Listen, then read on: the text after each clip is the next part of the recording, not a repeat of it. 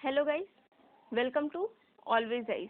तो अभी इस वीडियो में हम जो है मौलिक अधिकारों से संबंधित महत्वपूर्ण प्रश्न जो है करेंगे। और ये जो प्रश्न है ये आपके यूजीसी नेट की परीक्षा में पूछे गए हैं तथा साथ ही साथ और भी कॉम्पिटिटिव एग्जामिनेशन में पूछे गए हैं। तो अगर आपको वीडियो पसंद आएगी तो इसको लाइक कीजिएगा, कमेंट कीजिएगा, शेयर कीजिएगा। शेयर करेंगे तो हमें मोटिवेशन मिलेगी ताकि हमें और ऐसे वीडियोस बनाते रहें, और सब्सक्राइब जरूर कीजिएगा। तो आइए आगे बढ़ते हैं हम अपने पहले क्वेश्चन की तरफ।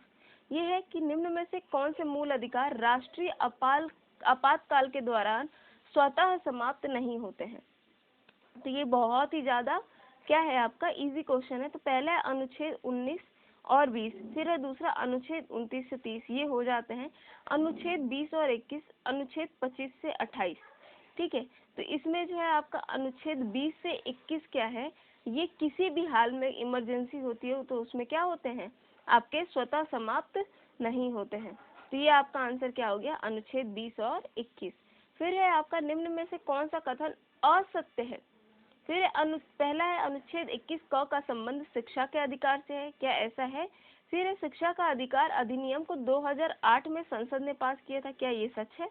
फिर है इसमें 6 से 14 वर्ष तक के बच्चों को मुफ्त शिक्षा दी जाती है, क्या मुफ्त शिक्षा दी जाती है। फिर है शिक्षा का अधिकार अधिनियम 86 संविधान संशोधन को पास करके बनाया गया था। तो ये हमने आपको पढ़ाया था कि आर्टिकल 21 क क्या है, वो राइट टू एजुकेशन यानी शिक्षा के अधिकार से डील करता है। और उसमें हमने आपको बताया था कि इसमें एलिमेंट्री और जो है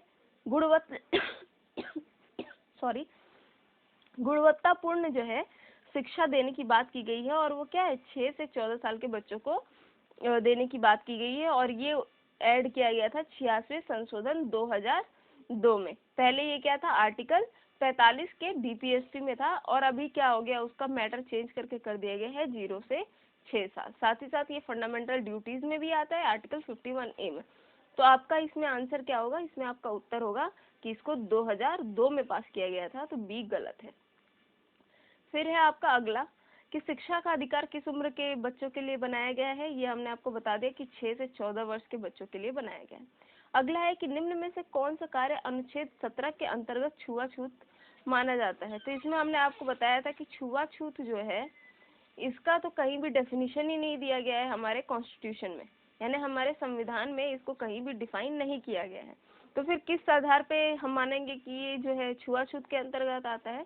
तो इसके लिए हमने आपको बताया था कि protection of civil rights act 1955 में कुछ चीजों को जो है छुआछूत माना गया है। तो उसमें क्या है कि अगर किसी भी इंसान को आपने क्या कर दिया, हॉस्पिटल में या फिर किसी भी जो है रिलीजियस प्लेस पे जाने से मना कर दिया, या फिर किसी भी तरीके से आप छुआछूत को क्या बोल रहे हो कि सही है, या फिर जो है आप छुआछूत को बढ़ावा दे रहे हो, या फिर किसी भी इंसान को आपने क्या किया है, सामानों के क्रय विक्रय करने पर रोक लगा दी है। और वो किस लिए, जस्ट बिकॉज वो किसी एक कास्ट से, रिलीजन से बिलोंग करता है, तो वो गलत है। तो इसमें क्या है आपका आंसर, उपर्युक्त सभी। ठीक है, धार्मिक दार्शनिक आधार पर छुआछूत को सही ठहराना, किसी व्यक्ति को सामान बिक्री या सेवाएं देने से रोकना, किसी व्यक्ति को सार्वजनिक स्थल पर प्रवेश से रोकना, ये सारे क्या आते हैं आपके छुआछूत में आते हैं। फिर है निम्न में से कौन सा कथन गलत है। संपत्ति के अधिकार को 44वें संशोधन के बाद हटाया गया था, ये सही है। 44वां था कि 42वां था, बताओ जरा। फिर है संपत्ति का अधिकार अब मात्र एक नैतिक अधिकार रह गया है, केवल नैतिक अधिकार रह गया है। इस समय केवल 6 मूल अधिकार हैं। भारत में मूल अधिकारों को अमेरिका के संविधान से लिया गया है। तो ये दो तो सही है। अब हमने आपको जो बताया था, तो हमने बताया था कि जो आपका प्रॉपर्टी का अधिकार है उसको 44वें संशोधन 1978 में क्या कर दिया गया था, संवैधानिक अधिकार से हटाकर उसको न्यायिक अधिकार बना दिया गया था। यानी नैतिक नहीं, ये न्यायिक अधिकार है। तो आपका क्या गलत रह गया, ये गलत हो गया, 44वें संशोधन के बाद हटाया गया था। ठीक है, तो ये आपका सही हो गया आंसर। और ये मतलब इसमें क्या पूछा है, गलत पूछा है ना, तो इसलिए बी सही है। फिर है आपका निम्न में से कौन सा अधिकार संविधान के अनुच्छेद 19 में नहीं है। ये भी बहुत ही आसान है। तो पहला है वाक एवं अभिव्यक्ति की स्वतंत्रता, ये तो है। संघ बनाने का अधिकार, ये भी है। कोई भी वृत्ति, व्यापार या कारोबार करने का अधिकार, ये भी है। फिर है आपका उपाधियों का अंत, ये आपका कौन से आता है, अनुच्छेद 18 में आता है। ठीक है, तो ये आपका उत्तर क्या हुआ, डी। फिर है निम्न में से कौन सा सुमेलित नहीं है, इसमें आपको क्या करना है, मिलान करना है। तो समता का अधिकार 14 से 18 सही है। शोषण के विरुद्ध अधिकार अनुच्छेद 23 से 24 ये भी सही है। धर्म की स्वतंत्रता का अधिकार अनुच्छेद 29 से 30 ये भी सही है। फिर संपत्ति का अधिकार ये अभी हमने आपको बताया था कि ये अनुच्छेद 300 क में है। ठीक है, तो ये आपका गलत हुआ, यानी ये सही है। ठीक है, कौन सा सुमेलित नहीं है। फिर है आपका किस संशोधन द्वारा नागरिकों के मौलिक अधिकारों से संपत्ति का अधिकार हटाकर इसे मात्र एक कानूनी यानी न्यायिक अधिकार बना दिया गया था। तो ये आपका 44वां अभी बताया हमने। अब ये देखिए, माफ कीजिएगा क्योंकि ये जो बहुत सही से फॉन्ट नहीं मिला है, लेकिन हमने कोशिश किया कि कुछ जो है इम्पोर्टेंट क्वेश्चन को, कुछ इम्पोर्टेंट प्रश्न है उनको शामिल किया जाए। तो इसमें है कि आपका प्रिवेंटिव डिटेंशन के अंतर्गत एक व्यक्ति को बिना मुकदमा चलाए बंदी बनाकर रखा जा सकता है 1 महीने तक, 3 महीने तक, 6 महीने तक, 9 महीने तक। तो इसमें जो हमारा आंसर क्या है, 3 महीने तक। लेकिन हमने आपको एक और चीज बताई थी, देखिए आर्टिकल 20 जब हमने बताया था कि सॉरी, ये जो है आपका आर्टिकल 22 में आता है। ठीक है, ये 22 में आता है और इसमें हमने आपको बताया था कि 44वां संशोधन हुआ था। तो उसमें 2 महीने, उसमें 3 महीने से हटाकर क्या कर दिया गया था, 2 महीना कर दिया गया था। लेकिन अभी भी इसका पालन नहीं होता है, इसके लिए अभी भी क्या माना जाता है, 3 महीना ही माना जाता है। लेकिन अगर आपका प्रश्न आता है जिसमें अगर 2 महीना जो है आपका ऑप्शन में हो, तो आपका उत्तर क्या होगा, 2 महीना होगा। इसीलिए इस प्रश्न को क्या किया गया है, इसमें शामिल किया गया है। तो इस चीज को ध्यान में रखिएगा। फिर है इसमें हमने आपको देखिए एक चीज बताई थी कि आर्टिकल 20 यानी अनुच्छेद 20 में हमने आपको बताया था कि protection against conviction of offences.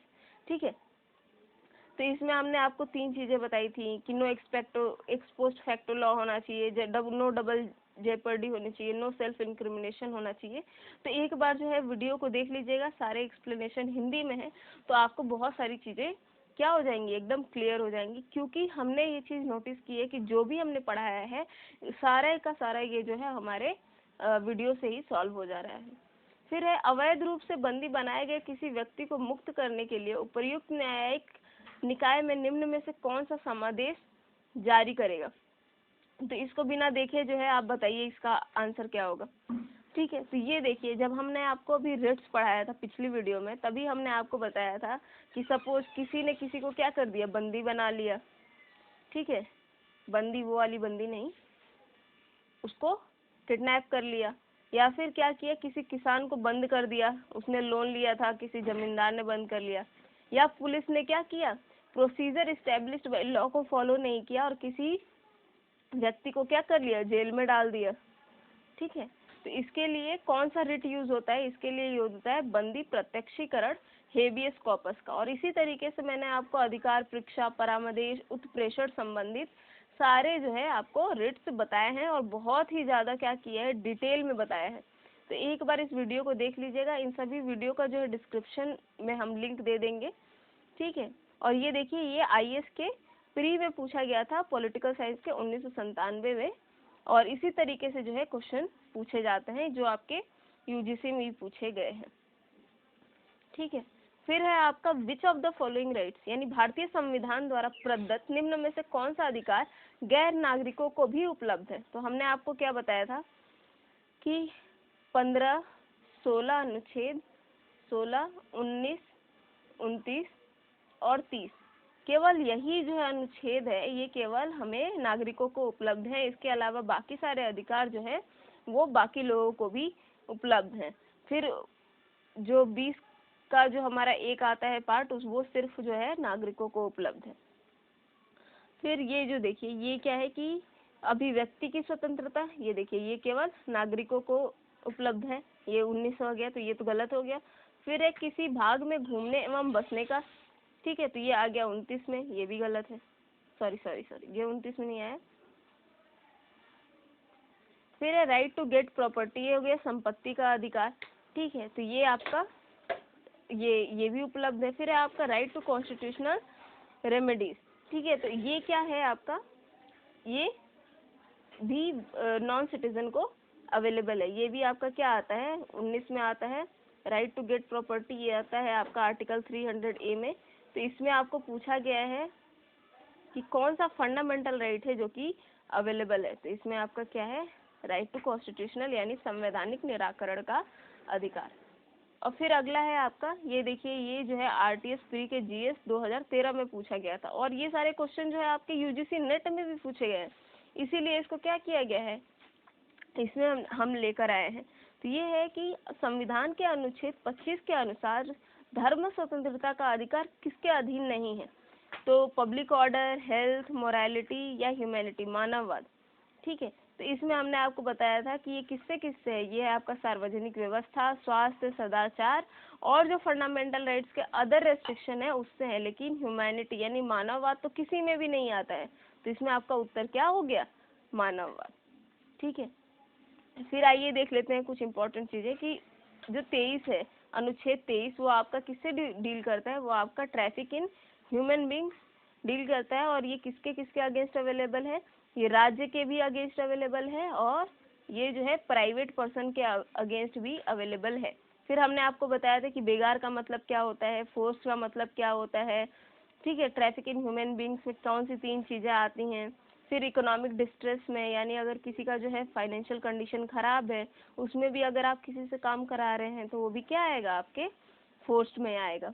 ठीक है, फिर एक्सेप्शन आपके कौन कौन से हैं ये भी हमने आपको बताया था। 4 ग्राउंड होते हैं रेस्ट्रिक्शन में, रिलीजन, रेस, कास्ट और क्लास, ये सब कुछ हमने आपको बताया है। फिर आर्टिकल 24 यानी अनुच्छेद 24 में भी हमने आपको कुछ ऐसी चीजें बताई हैं, prohibition of employment of children. ठीक है, इसमें जो आपका अमेंडमेंट हुआ है वो भी हमने आपको बताया है 2016 वाला। तो एक बार जो है वीडियो को देख लीजिएगा, इससे क्या होगा, आपकी बहुत सारी चीज़ें क्या हो जाएंगी, क्लियर हो जाएंगी। और अगर आपको ये वीडियो पसंद आई है तो इसको क्या कीजिएगा, सब्सक्राइब कीजिएगा। सब्सक्राइब करने के बाद बेल आइकन दबा दीजिएगा, इससे जब भी कोई हम वीडियो डालेंगे तो उसकी अपडेट आपको सबसे पहले मिल जाएगी। ठीक है, और इसके बाद एक इम्पॉर्टेंट अनाउंसमेंट है कि हमारा एक ऑफिशियल टेलीग्राम चैनल है, ठीक है, जिसका इनविटेशन लिंक हम क्या कर देंगे, आपको नीचे प्रोवाइड करा देंगे डिस्क्रिप्शन बॉक्स में, तो आप इसको ज्वाइन कर लीजिएगा। यहाँ पर अगर आपको कोई मटेरियल चाहिए, ठीक है, तो आपको मिल जाएगा, कोई क्वेश्चन चाहिए वो मिल जाएगा, प्लस ये जो क्वेश्चन हम आपको दे रहे हैं उसका पीडीएफ भी आपको वहीं से मिलेगा। तो ठीक है, I hope this is clear. तो अगर आपको कोई भी डाउट होगा तो आप कमेंट सेक्शन में बता सकते हैं। तो ठीक है, आज के लिए बस इतना ही, धन्यवाद।